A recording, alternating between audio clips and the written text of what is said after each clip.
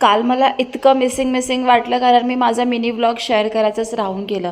तुम्हाला तर माहिती आहे ना की सचिनला वीकली ऑफ होता आणि तो 2 दिवसासाठी आलेला काल मध्यरात्री. तर आम्ही निघालो होतो महाकालेश्वर यांच्या दर्शनाला उज्जैनला.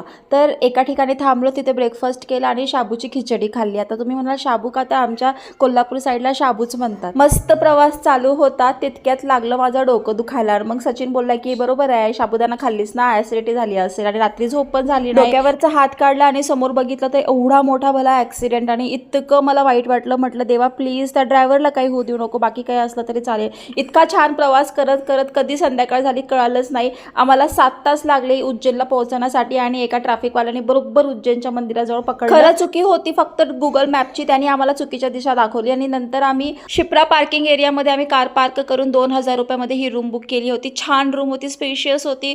फ्रेशन अप होऊन बाहेर पडलो आणि छान पाणीपुरी खाल्ली राजस्थानी भैयाच्या हाताचे, एक नंबर होतं. त्यानंतर आम्ही रात्री निघालो दर्शनासाठी आणि आम्ही ऑलरेडी ऑनलाईन बुकिंग केली होती, त्यामुळं आम्हाला दर्शन अगदी तासाभरात झालं. आणि तुम्ही बघू शकताय महाकालेश्वरांचं दर्शन मी घेऊन नंतर व्हिडिओ शूट केला. आणि हे आहे नवग्रह मंदिर आणि समोर महाकालेश्वरांची आरती चालू होती आणि आम्हाला नंदी महाराज भेटले. अहमदाबादला असताना आम्ही 2024ला सुद्धा महाकालेश्वरांच्या दर्शनासाठी गेलो होतो. कसं असते, जोपर्यंत महाकाल आपल्याला बोलवत नाही, आमंत्रण देत नाही, तोपर्यंत आपण तिथे जात नाही असं म्हणतात. रात्र झाली होती, भस्म आरतीला कोण जाणार, कसं जाणार ह्याचं प्लॅनिंग चालू होतं. तर ह्याचा पार्ट तुम्हाला उद्या पाहायला मिळेल.